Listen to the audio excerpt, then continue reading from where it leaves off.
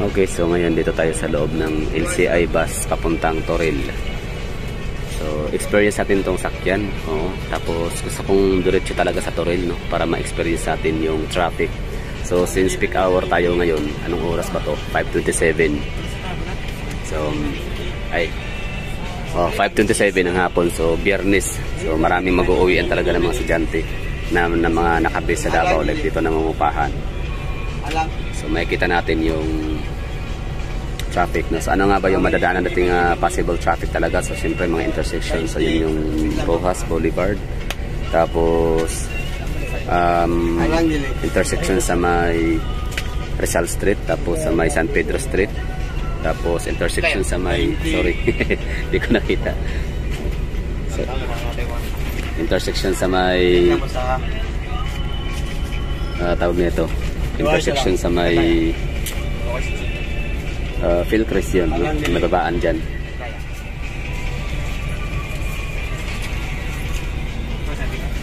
So walang masyadong pasahero. Ingon ni Kuya, mamaligya ay ano, is Kuya, sa tingon mo Koy, wala pasahero kay nanago. Nanago man. Nanago kay ulan. Okay, so yun no. So walang pasahero kasi ang mga pasahero daw nanago, sabi ni Kuya. So meron siyang sariling theory. So pwede rin naman. So parang I second demotion, no, sa kanyang theory na yan na, kaya walang pasahero.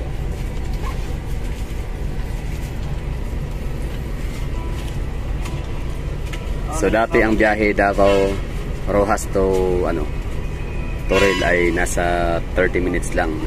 Balikan natin mga year 2006 yun, diba? 2006, 2007. So ilang years na ba nakalipas na? Like 10 years mahigit na, no? Almost 20 years na. Pero ngayon nasa isang oras. Mani. Kuya taga-asa mo, kuya taga-Toril mo? Buwan kanina kami siya, Bangkal. Bangkal po. Sige mo ganong sakayanin ko. Atin niya mas wala Davao Dock, no? Davao Dock karang gaano lang mi dire karang ulan good magbus jud mi kay lisod na kay init man gud jeep good. Alang cheese mani. Init sok siksikan kay no. Uy, yak mani popcorn. Dahil ka na. May dire ba kay makalingkod pag karong may bukna ba. Mo gani. Bahalag traffic, no. Napay soundtrack ko, sound trip. So, daming unit na ngayon ang nakita nating nananakbo papuntang Toril. So, 2 bachelor. Very good. O baka nagpang-abot yan kasi sadyang walang pasahero. Meron na punuan din. Pero maganda tong sinakyan natin, LCI talaga, that is, no? Ganda ng ng kanyang unit. Parang nasa EDSA ka lang. Ankay.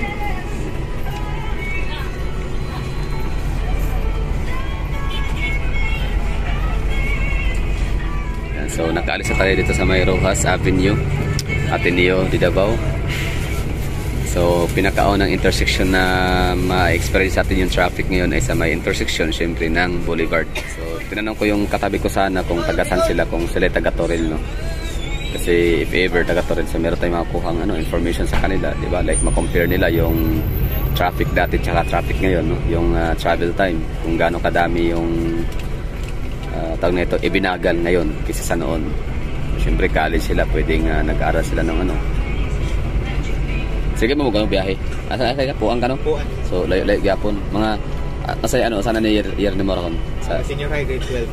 Wait lang, Davao Dock. Aso Davao Dock kan sakay. Okay. Ay Davao Dock nila ko mo dito kay lisod magsakay dito sa mo.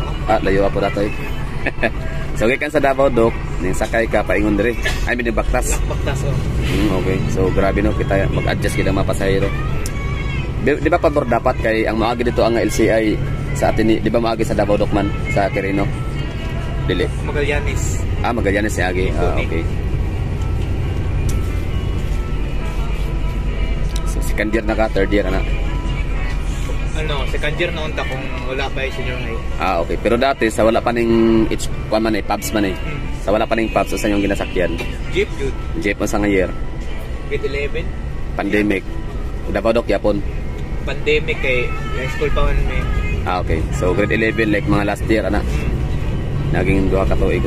Mid-year man na implement ning city bus. So kumusta ang ano biyahe sa kanang kwan, sa kanang imong na-observe? Pa-traffic no? Oo, ang nganing oras sa uli. Alas mga isa ka oras na jud tuan. Okay. Usay ano, usay course nimo? STEM. STEM, murag grade 12. Grade 12. Okay.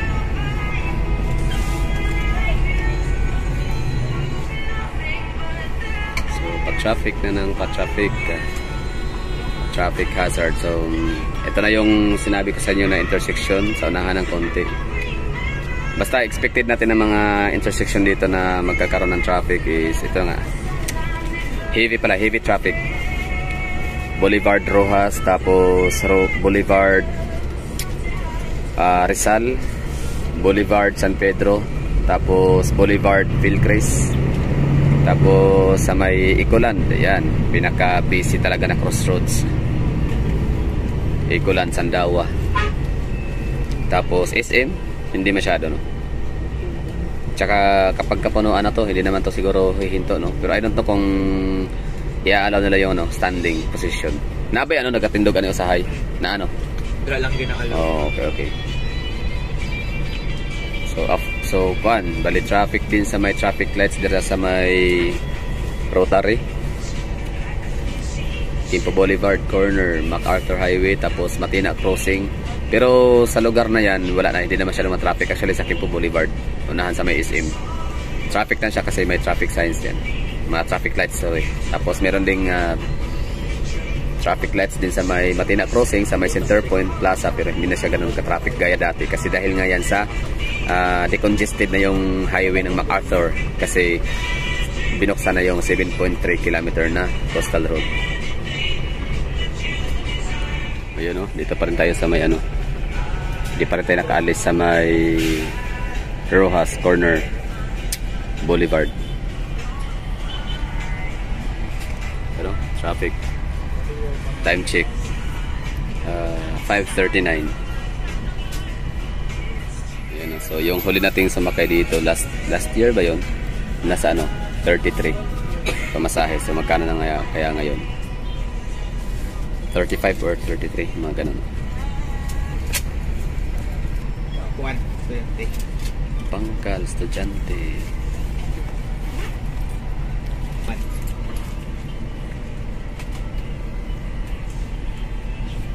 Toril. Pila na? 40. So yung taas, no? Pila kita? 5, 3. 5, no? Okay. Account na ginadaan. Last year pa na. 40.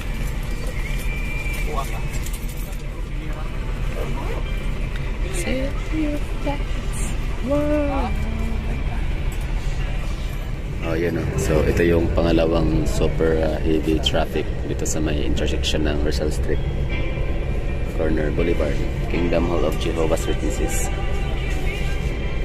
Bakit to naging buhol-buhol ng traffic dito? Bakit bumper to bumper? Kasi may mga dumadaan dito parang ginagamit nila as alternative route, no? Imbis na dadaan tong mga to sa may Quirino Avenue, itong mga ayan, yan natin ha. Ayan. So yung mga yan, yung mga sasakyan na yan, dapat ano yan, dadaan yan sila sa may Sibanggoy, San Pedro or Quirino Avenue, papuntang kung saan, di ko alam, no? Pwedeng Ecoland or papuntang bypass road, coastal road, pero nag-decide sila na dito sila dadaan na lang sa may Rizal Street, tapos makikisabay sa daloy, no? Nitong mga sasakyan papuntang Boulevard. So di nila naisip na pag gantong oras mas lalo tong traffic. So kumbaga parang itong si Quirino Avenue and the Boulevard pag gantong oras, peak hour, tapos Biyernes pa, magkaparehas lang yan, no? Super congested na area yan. So tingnan mo to, yung mga biyaheng sa Arcastillo na dito dadaan dapat sa Rizal Street na yan, hindi sila makakadire-diretso kasi traffic, bumper to bumper.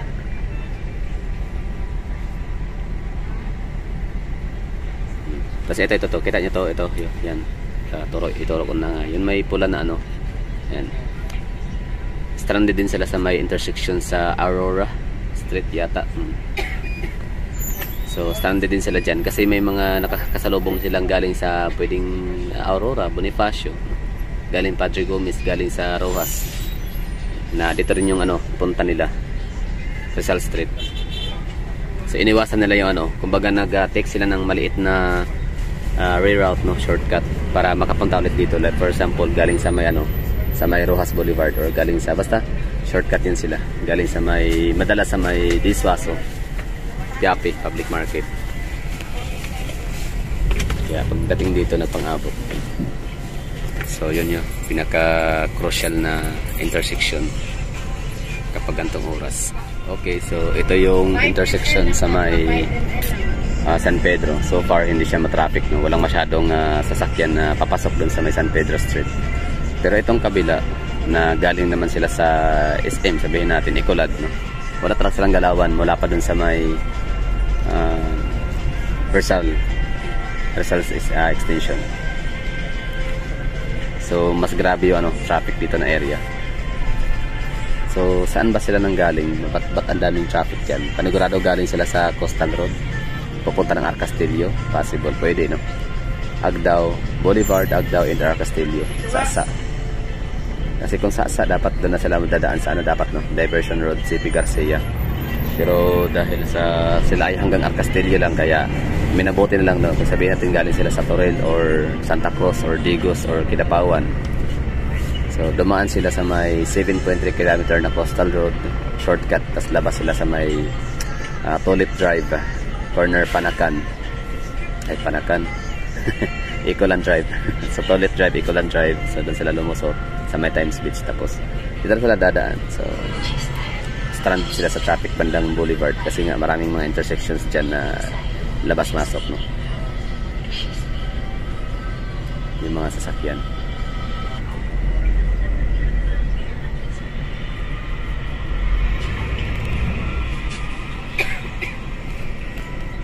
So dito na area sa may Washington, unahan, Washington DC, Philcrest. So tayo naman yung medyo stranded dito na side, right side, papuntang Toril, papuntang Ecoland.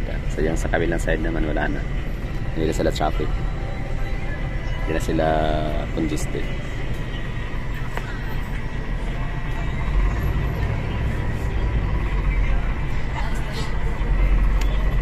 So itong traffic na to hanggang na to, dire-diretso na to, tuloy-tuloy hanggang sa may intersection ng GA Torres and Ecoland Terminal.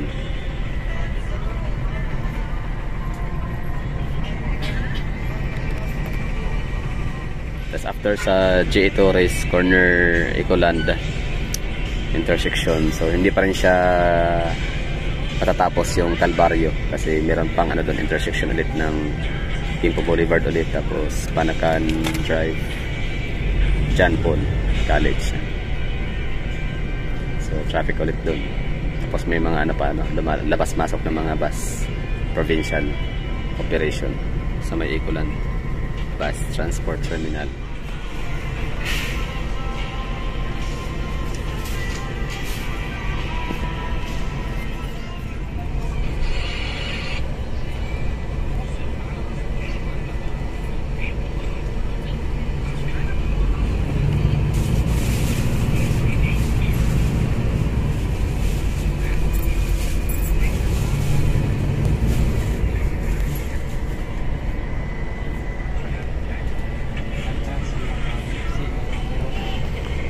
Bolton Bridge.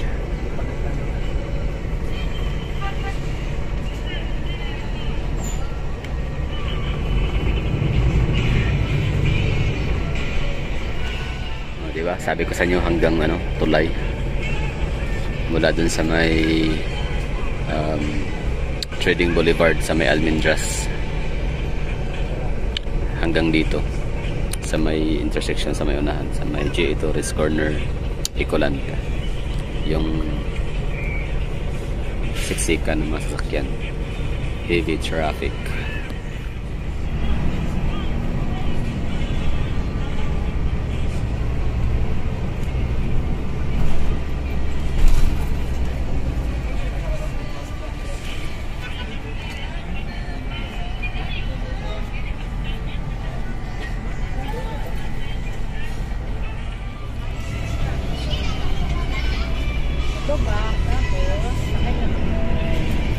na yung ano, intersection J.A. Torres Corner, Ecoland.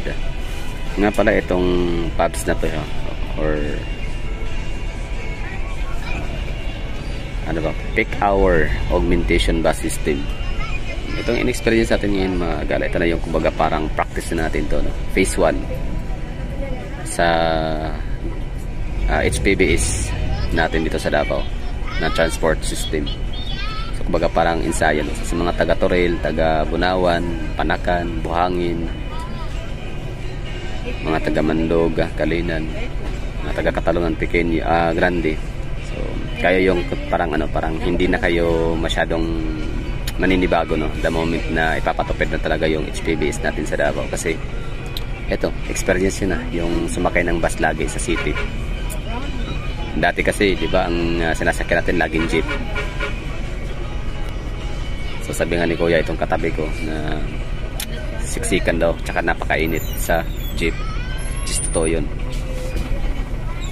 Samantalang to, kahit pa traffic, no, mapabas man o mapajeep, paras lang din naman ang traffic kasi same lang naman yung dinadaan ng lane or kalsada. Pero ang advantage lang kapag nakabas ka, syempre komportable, tinan mo, di ba? Talagang walang kandungan, walang siksikan.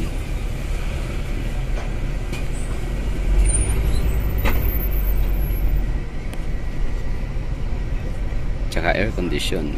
Tapos sa mga mahilig pa sa mga music, o may mga ano pa, may sound trip pa dito, may MTV, komportable, hayahay. So di mo ramdam yung ingay sa labas ng mundo, di mo maririnig yung mga ingay ng mga engine ng mga sasakyan sa gilid, yung mga bosina, gaya nyo, no? Siksikan sila sa kanila.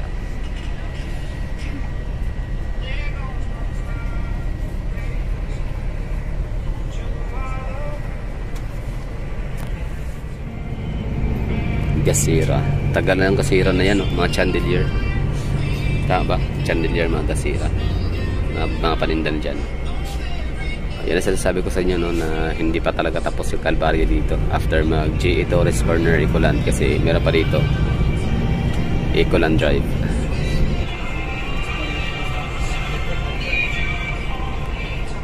So dito na area, once na malagpasan na natin to dito sa may Ecoland Drive, medyo hayahay na. Kasi yung mga, nadami mga sasakyan, yan yung mga grupo ng mga sasakyan na dadaan yan sila sa 7.3 km na coastal road natin.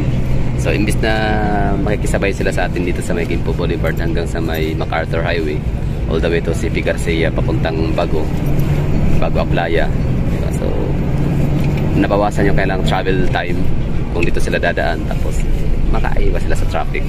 So congratulations sa atin ng mga bumabiyahe dito na area. Kasi 7.3, no? Life talaga siya, life changing decision na binuksan talaga sa public agad. Hindi na kailangan na tapusin yung kahabaan hanggang Alcantara Agdao, yung coastal road natin as a whole. So since ano na siya, pwede nang gamitin, kaya pinagamit na agad sa publiko. Very good, congratulations. Kita nyo, di ba? Ito yung tinatawag ko sinahayahay na dito na area compared nung wala pang binuksang coastal road na 7.3 kilometers, junction 1. So, di ba, hayahay. Napaka smooth nung natin biyahe.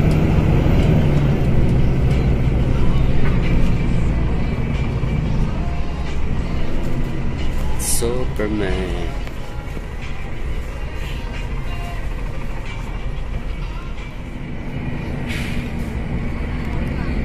SM City Davao. Diba? Wala naman masyadong sasakyan, no? Kita mo naman, diba?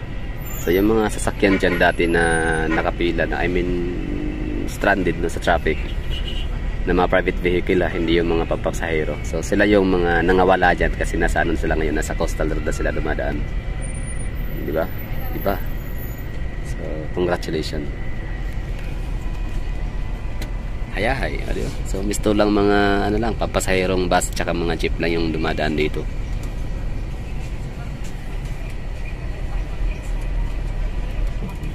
di ba? Hayahay, no? Oh.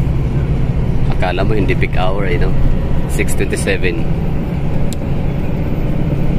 Wala, dumadaan dito mga ano lang, mga bus, mga papasayrong jeep.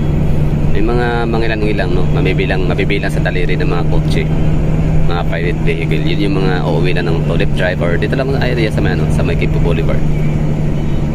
Siyempre galing din sila sa may, ano, sa may Matina, no? MacArthur Highway. So alangan naman na iikot pa sila doon sa may Talomo, di ba? Or Bagua Playa para dumaan sa Coastal Road kung ang uuwian lang din naman nila ay dito lang din sa may Quimpo Boulevard at galing lang din naman sila sa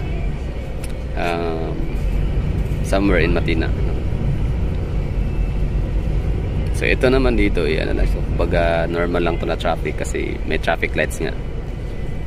Kasi sa right ito yung labas-pasok, no, entrance and exit ng mga biyaheng papuntang ano, Caraga region, northern part of Mindanao. Tapos dito naman is yung taga-southern, taga-Soxargin, Cotabato, Central Mindanao sa left side.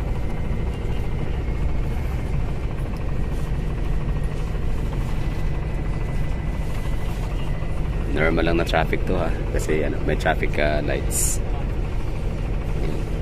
Mindanao Star galing sa Jensan. So dito naman madalas makikita natin ay mga bachelor tours, biyaheng mga Butuan, Tandag, Surigao, Agusan.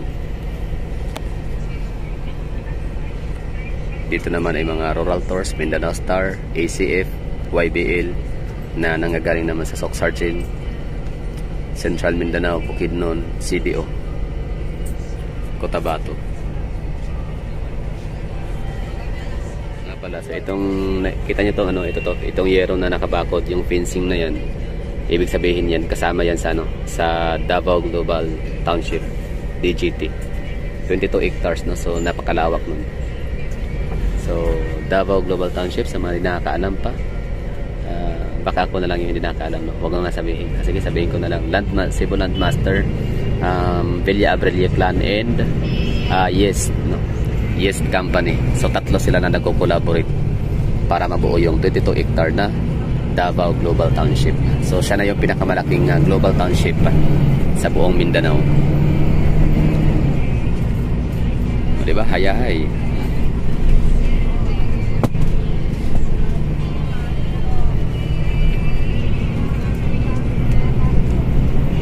Diba? Ito yung ano, ha, ito yung may mga napapanood ako na mga picture minsan na sinasabi, gusto niyo ba makaramdam or maka-experience ng totoong himala?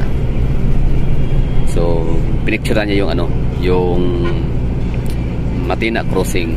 Pero yung time na yun, nung pinicturean niya, wala pang, hindi pa open yung ano, ha, yung ating 7.3 km na Junction 1 na Coastal Road sa may Times Beach all the way to Bagua Playa. So basically traffic pa yon dito sa lugar. Pero may time na parang peak hour yata yun. I don't know kung linggo siya pumunta dito, kaya possible na hindi nagkaroon ng traffic. So pinicturean niya yung lugar tapos walang traffic. Sabi niya, ito yung tunay na himala. For the first time ever niya lang na-experience na walang traffic sa Matina Crossing. Pero mula nung nabuksan na yung ano, yung 7.3 km na Coastal Road, so yung himala dito sa Matina Crossing is araw-araw na siyang nararamdaman, no? Araw-araw na siyang na-experience ng mga bumabiyahe dito, dumadaan hanggang sa naging normal na lang, normal scenario na lang siya. So, ganun yan eh, may mga paghihirap talaga tayo na may experience, tinitiis natin, pero darating yung time na mawawala din. Kaya dito sa mga taga Davao, tiis ganda lang tayo, tiis pogi, mga ganun, no? Kasi darating din talaga yung time na basta nagtatrabaho, baga tuloy lang natin yung pagiging law-abiding citizen, tuloy lang natin yung ating mga ginagawa sa buhay. Kasi yung ating mga taga-LGU, maniwala kayo, take it from me, bilang isang liwaliw, no, sa lugar, kikita ko talaga yung yung araw-araw talaga may pagbabago. Basta basta gulat na lang ako meron ng barricade, gulat na lang ako na yung dating kalsadang walang sidewalk, meron na yung sidewalk, mga ganun, di ba? Basta ang ganda lang, nakakahanga lang talaga. Kaya maniwala kayo dyan sa mga may reklamo ng mga taga Davao no, madalas mga water interruption. I guess normal lang yan eh, kasi nagkakaroon ng water interruption kasi may ginagawa na ano, pag-aayos sa mga pipings.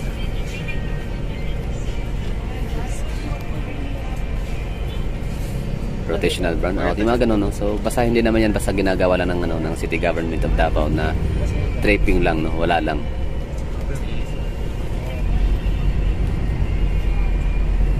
Wow, meron akong nakitang anil na bus, no? Ang ganda. Minsan sakyan din natin yan, anil. So ito siya is Ankay. Ankay na unit is more on ano siya, no? Na makikita natin sa may It's a carousel bus. Oh, yun, nakalagpas na tayo sa ano, Matina Crossing. Dito na area medyo may traffic ba? Possible kasi meron tong eskwelahan dito, no? Speed, di ba may speed dito sa may Bangkal area? Tsaka opisina ng ano, engineering office or agriculture ba yun? Basta may opisina to dito. Tsaka LTFRB and LTO.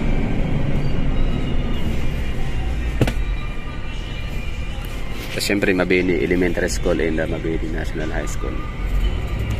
O iba ka lang may mga papunta ng Catalonia Grande na hindi alam kung saan sasakay. Kasi for example, sa may Rojas Avenue, wala na kayong masakyan na bus or jeep na biyahe rekta sa may Catalonia Grande. So, sumakay lang kayo ng kahit anong ruta papuntang Kalinan, Mintal, or Toril. Tapos sabihin nyo, bababa kayo sa may Shell and Petron. Dito. Kasi yan kasi yung babaan. Yan yung jeep dyan.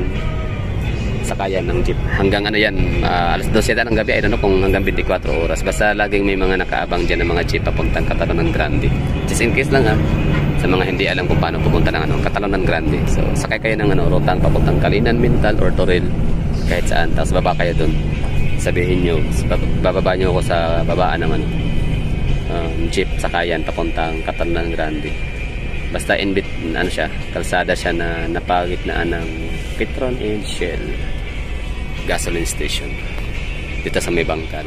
Isa pa to, no? Bottleneck din talaga ang traffic dito dati. CP Garcia bypass road all the way to Mintal, Kalinan, tapos papuntang Toril. So itong area na to dito, bottleneck talaga, ang haba-haba talaga ng ng ang dami sasakyan galing sa may south area, sa may northern central Mindanao. Tapos doon sa may CP Garcia diversion road, no, magpang-abot at galing sa downtown.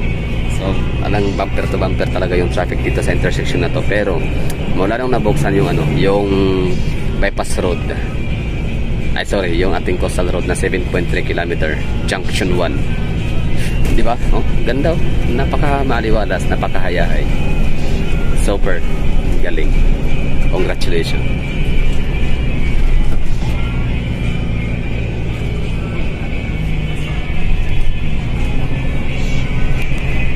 Yan sa mga pinaka-traffic din talaga yung oras na yan. Kasi yan yung dyan magsisimula yung Davao Bukidnon Road. Tapos may mga bulaloan din dyan, masarap din. Nakamiss na yung daan din dyan dati ha, pero ngayon wala na. Minsan pasyalan natin. Try. Next is Puan.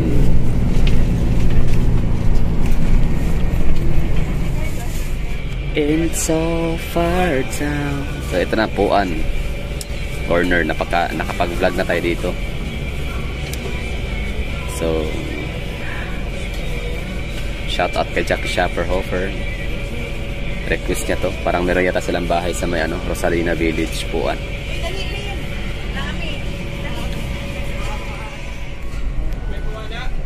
Di ba? Hayahay.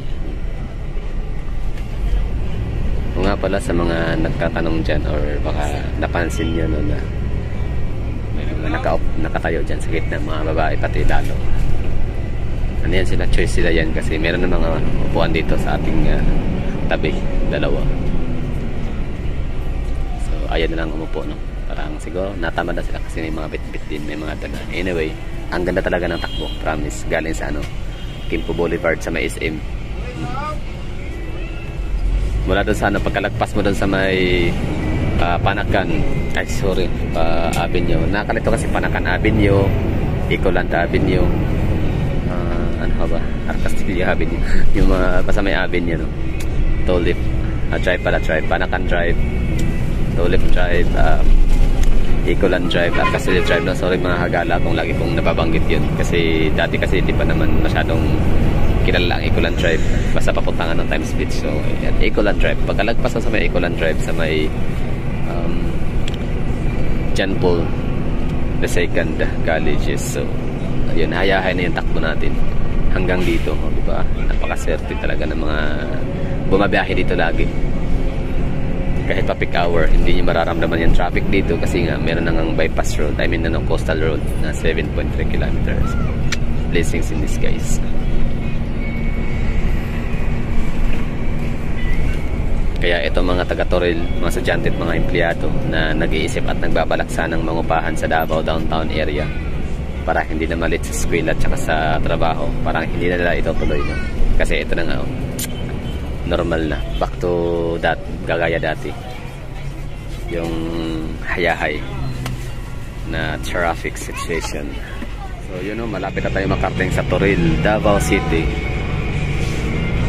Malapad na kalsada, walang traffic. Time check tayo, alas 6:55. So anong oras pa tayo umalis doon kanina? Naalala niyo ba?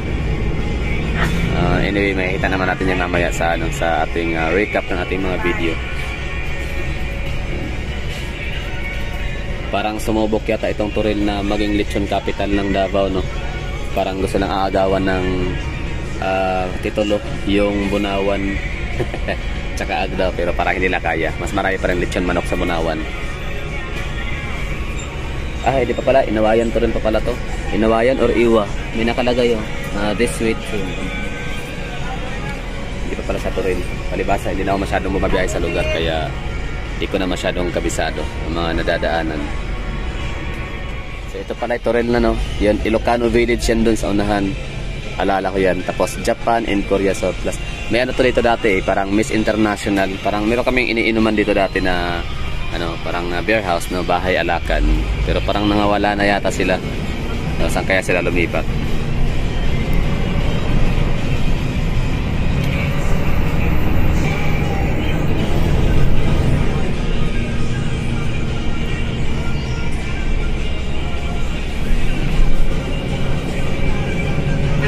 So shout out mga taga-Toril. So yun, welcome home to me.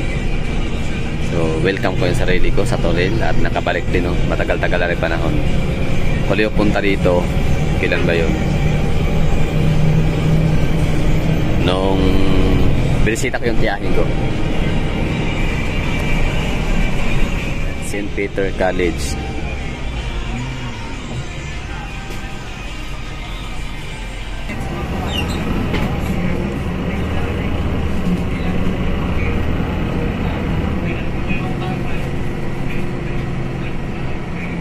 Diba? Hayahay, no? Hayahay ang biyahe natin. So ito na yung crossing Bayabas Toril. So saan kaya tayo pwedeng bababa nito? Para saan yata, District Hall. So marami na rin mga nadadagdag na mga establishment dito. Ganito 7-Eleven, UM Technical School. Pero matagal na yan, di ba? UM dyan. Or bago lang. Neocash.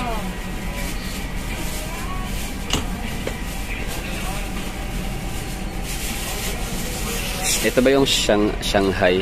Basta may lugar to dito, Kalye, Shanghai Street, Toril, Davao City.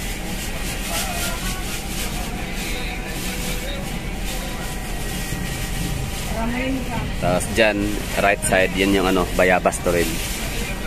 Crossing, tama, Mercury Drug. Saan ba yung Mercury Drug dyan?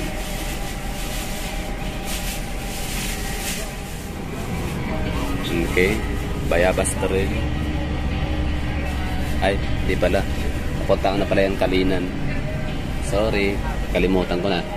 Tapos yun yung papuntang Balis Beach Resort. Tapos Chowking, matagal na yan dyan. Tapos ito naman siya ay bagong disali na siya. Dati yan barbecue house, lechonan. Isa. Kainan yan, gawa sa kahoy, amakan. Ganun. So ito na, welcome to Toril, Davao City. So, parang dito na yata yung pinaka drop off area ng mga galing sa downtown. nagmamadali sila. Yung iba galing sa trabaho, eskwela, gutom na, no? Excited na silang kumain ng lotong adobong manok at paksiw na niloto sa kanilang bahay. So ito rin mga kagala, bali umalis tayo ng check natin, umalis tayo ng 5:28 sa Rojas. Tapos anong oras na tayo nakarating dito? 5:28. So uy, lagpas isang oras din, no? 5:28, 6:28 ng alas 7 talaga, no? So ilang minuto ba? Nasa 1 hour and a half pala ang biyahe. Grabe ang layo. What more, no? Kung ano pala, kung hindi pa nabuksan yung 7.3 kilometer na Junction 1 ng Coastal Road natin, hindi sana aabot ng 2 oras mahigit. Possible yun. So, yun lang. Thank you for watching. So, sana nagustuhan nyo yung ginawa nating effort. Effort talaga, no? Hindi naman siya talagang nakakapagod kasi sa makina naman tayo, air condition, hayahay, komportable kasi nga PABS or peak hour augmentation bus system, like phase 1 siya ng HPBS transport system natin dito sa Davao. So yun, thank you for watching, and next natin, nandito na din muna tayo, iikutin natin yung Toril proper area. O nga pala, yung mga bumababa pala dito ng mga pasahero galing sa downtown, yung mga yun, hindi naman yung taga rito, paano pupunta pa yun, sasakay pa yun sila sa kanya-kanya mga terminal, no, ng mga tricycle or mga jeep papuntang mga Darong, mga Sirawan, papuntang mga Alambre, papunta ng ano pa ba yun, Eden, basta marami, no, marami kasing mga barangay, Dalyao, papunta ng Upper Piedad, di ba? Mga ganun yung mga lugar, di ba, sa Toril. So yung mga yon na kasabay natin, kasabayan sa bus, hindi yun lahat taga rito lang sa proper Toril. So yun ay may kanya-kanya pa yung uuwian, no? Sasakay ulit sila ng tricycle. So yun, double ride. So thank you for watching. Bye bye and ingat.